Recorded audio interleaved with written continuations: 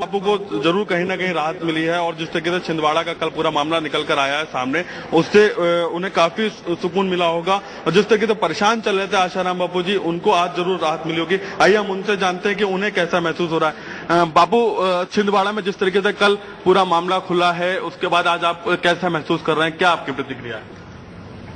सत्य सत्य है, दूध का दूध, पानी का पानी। ये तांत्रिक करके जो विकृति फैलाई जा रही थी, उसका रहस्य खुल गया। और भी रहस्य खुलना चाहिए कि इसके पीछे किस ताकतों का हाथ है। और मेरे को पता चला कि 10 तारीख को लड़का भर्ती हुआ है और 29 तारीख को अंजाम दिया है। तो इस अंजाम के पीछे क्या क्या रहस्य है, क्या क्या खेल है, और समाज को गुमराह करने का जो ये साजिश दिखाई दे रही है, ये केवल मेरे पीछे नहीं है, हमारी मानवता का एक बड़ा विद्रोह हो रहा है। भगवान करे सबको सद्बुद्धि मिले। और अहमदाबाद की घटना भी दुर्भाग्यपूर्ण है। अब वो बच्चे अपने आप गए, फिर जब लिया गया फोटो और वीडियो तो किसी ने कुछ ला के रख दिया और भ्रम फैला दिया गया कि तांत्रिक है।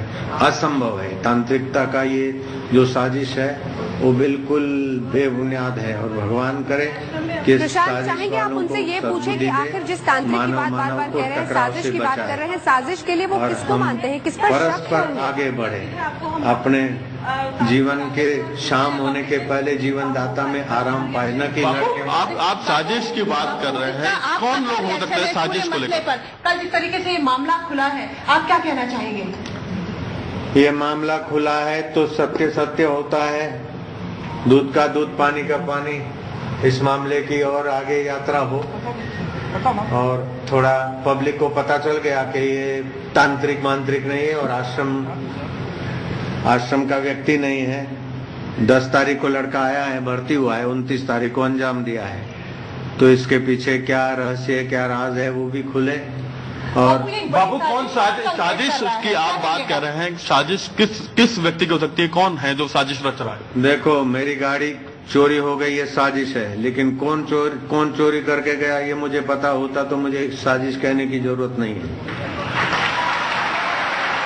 जयराम जी की वो किसकी साजिश है, ये खोजना पुलिस का काम है, बाबा अहमदाबाद का काम है। बाबा, अहमदाबाद में जिस तरीके से चल रहा है अभी, उसमें भी किसी ऐसे ही व्यक्ति या ऐसे ही छात्र का नाम आ रहा है। तो मतलब आप कह सकते हैं कि इसमें कौन लोग हैं जो षड्यंत्र रच रहे हैं? क्या वजह है जो सिर्फ आपके ही गुरुकुल को निशाना बना रहे हैं वो लोग? हमारे गुरुकुल बहुत प्रसिद्ध हो गए और एकदम पिछड़े हुए इलाकों में भी गुरुकुल के बच्चे अच्छे मार्क लाए, क्लास 1 में आए और अच्छे मार्क लाए। और हमारे पास इतनी प्रसिद्धि है और भारतीय संस्कृति की प्रसिद्धि जिनको नहीं जचती है, उन्हीं का इशारा लोग कर रहे हैं। अब मैं किसी का नाम लूं, ये मेरे बश की बात नहीं है, लेकिन हम तो चाहेंगे भगवान सबको सद्बुद्धि दे।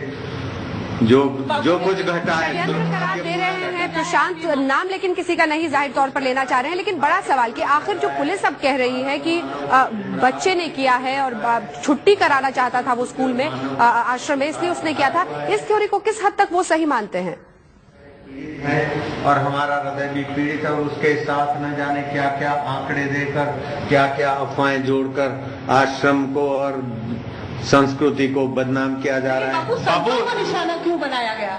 संतों का निशाना इसीलिए बनाया गया कि संतों के द्वारा इस संस्कृति का प्रचार प्रसार होता है। बाबू, जो आपने कल पुलिस ने थ्योरी दी है छिंदवाड़ा में कि बच्चा स्कूल को, गुरुकुल को बंद करवाना चाहता था, गुरुकुल की छुट्टी चाहता था गुरुकुल से, पुलिस की इस थ्योरी में आप कितना दम मानते हैं बापू? कैसे? जो पुलिस ने कहा है, कल आईजी ने जो प्रेस कॉन्फ्रेंस की है छिंदवाड़ा में, उन्होंने कहा कि बच्चा जो है जिसने हत्या की है वो स्कूल गुरुकुल से भागना चाहता था, गुरुकुल के जो नियम है उनसे तंग आ चुका था, वो भागना चाहता था। मैं बताता हूँ, मेरे को इस बात का पता चला तो मेरे को संचालक ने कहा कि इन 19 दिन में 4 बार उनके परिवार वाले आए। न भागना चाहता था और न गुरुकुल छोड़ना चाहता था। मेरे संचालक ने मुझे बताया 4 बार परिवार वाले आए। अगर भागना चाहता तो चले जाता, परिवार वालों के साथ चले जाता, तो नहीं गया। अच्छा, भागना चाहे तो क्या किसी बच्चों की बलि लेने का अर्थ होता है भागना का? भागने वाला बच्चों को मारने लगे। बापू, क्या कारण है कि अंजना, आपने सुना किस तरीके से उन्होंने कहा है कि वो बच्चा अगर भागना चाहता तो जा सकता था। पुलिस ने कहीं ना कहीं मामला ठीक खोला है, लेकिन बच्चा किस तरीके से परेशान था ये वो उस पर अभी उजाला बात नहीं करना चाहते हैं। अभी हमारे साथ अंजना जैसे कि बापू हैं, बापू ने साफ तौर पर कहा है कि वो खुश हैं और जांच प्रक्रिया से पूरी तरीके से खुश है। अहमदाबाद में उन्हें साजिश लग रही है, लेकिन साजिश के पीछे कौन है इसका वो अभी खुलकर जवाब नहीं देना चाहते हैं। अंजना जी, लेकिन प्रशांत चाहेंगे, क्योंकि उन्होंने इस सवाल का जवाब तो जरूर दिया। उन्होंने कहा कि कोई बच्चा वहां से भागना नहीं चाहता था, हालांकि अलग अलग जगहों से इस तरह की खबर आए। एक सवाल अगर आप उनसे और कर सके कि तो फिर क्या पुलिस जिस थ्योरी को सामने रख रही है, चाहे कातिल जिसे भी करार दे रही हो, जो थ्योरी रख रही है उसको वो मानते हैं कि उसमें छेद है, उसमें कहीं ना कहीं कमजोर है वो थ्योरी? देखिए अंजना, उनके इस सवाल जो जवाब हमने सवाल पहले भी यही पूछा था उनसे, तो उन्होंने साफ कहा कि कोई बच्चा उनके गुरुकुल से नहीं भागना चाहता है। तो लेकिन जो पुलिस ने थ्योरी दी है और बापू ने आज जिस तरीके से बात बोली है उसमें थोड़ा सा कहीं ना कहीं डिफरेंस आता है, क्योंकि बापू बच्चों से खुद जुड़े हुए हैं। हम बापू से फिर पूछेंगे, बापू पुलिस ने जिस तरीके से कहा कि बच्चा भागना चाहता है, आपने कहा कि हमारे गुरुकुल में अच्छी पढ़ाई लिखाई होती है, अच्छे संस्कार दिए जाते हैं, लेकिन फिर पुलिस इस तरीके की बयानबाजी, पुलिस का ये कहना थोड़ा सा कहीं आपको अटपटा नहीं लगता?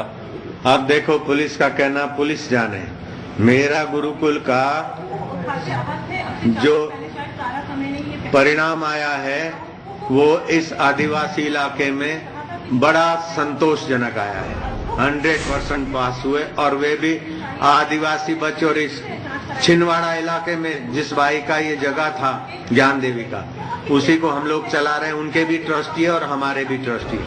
ये मैंने कोई जमीन हत्या ही नहीं है। जैसे वहां पर बताते हैं पटना में, वो पटना में किसी महंत को अर्पण कर दिया और उस महंत ने मेरा नाम जोड़ दिया और बापू ने हत्या लिया।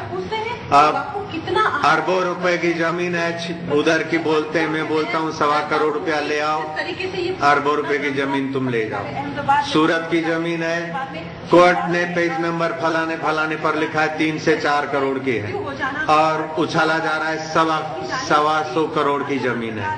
ऐसे ऋषि प्रसाद के मेंबरों में नो लॉस नो प्रॉफिट, कोई थोड़ा बहुत प्रॉफिट होता होगा तो होता होगा, अच्छे काम में लगता है कि 7.5 करोड़ कमाई होती है। 7.5 करोड़ तो उसका पूरे मिलकर होता है। इसी से जुड़ा सवाल प्रशांत की माउंट आबू में जो आश्रम था उसे बंद कर दिया क्या कह के कि उन्होंने इजाजत नहीं ली थी, सुप्रीम कोर्ट की तरफ से रोक है, इस पर क्या प्रतिक्रिया है उनकी? उपवास रखा तो हजारों नहीं लाखों लोग उपवास पर उतर गए। माउंट आबू वाले आश्रम पे भी ऐसे ही? नहीं, माउंट आबू में न मेरा आश्रम है न मेरे बेटे का आश्रम है। किसी का कुटिया होगी आश्रम नाम देकर बदनाम करने की साजिश में। अब भी दावे से कहता हूँ, मैंने जांच किया है माउंट आबू पे कौन सा मेरा आश्रम है। बोले अपना कोई नहीं। कितने आहत हुए हैं? कोई माउंट आबू में मेरा आश्रम नहीं है और कोई मेरे बेटे का आश्रम नहीं है। फिर भी किसी के नाम का और उसने लगा दिया बापू कुटीर और तोड़ दिया, बोले बापू का आश्रम तोड़ दिया। ये साजिश नहीं तो क्या है? प्रशांत, अगला सवाल आप पूछे, बीजेपी की सरकार है, वहां पर बड़े बड़े नेता थे दिग्गज बीजेपी के जो कि हमेशा संत आसाराम के साथ खड़े होते थे, लेकिन आज सब दरकिनार हो रहे हैं, आहत होते हैं। इन बातों से क्या प्रतिक्रिया है इस पर आसाराम जी की? देखिए बिल्कुल ये हम अभी पूछेंगे बापू से, लेकिन मैं आपको बताऊं कि बापू ने जिस तरीके से साफ तौर पे कहा है कि वो कहीं ना कहीं आहत हैं, उनके ऊपर आरोप लगते रहे हैं, पहले भी शुरू से आरोप लगते रहे हैं उनके ऊपर, कभी जमीन को लेकर कभी किसी और चीज को लेकर। इस बार लेकिन क्योंकि उनके छात्रों को उनके गुरुकुल का मामला था, बच्चों से जुड़ा हुआ मामला था, इसलिए काफी आहत थे। जमीनों के विवाद पहले भी लगे हैं, उनके ऊपर विवाद उठते रहे, आरोप पहले भी लगे हैं, लेकिन अब कितने आहत हैं और कितने, आपने जो क्वेश्चन पूछा उसके भी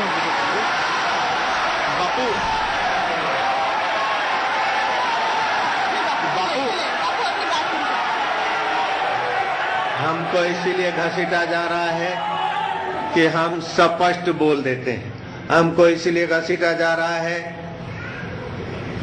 कि हम भारत का उज्जवल भविष्य देखना चाहते हैं, ताकि भारत के लाल मोहताज न रहे, तन तंदुरुस्त रहे, मन प्रसन्न रहे, बुद्धि में बुद्धिदाता का प्रकाश रहे, और किसी देश में जाए तो लग जाए कि भारत का लाल है।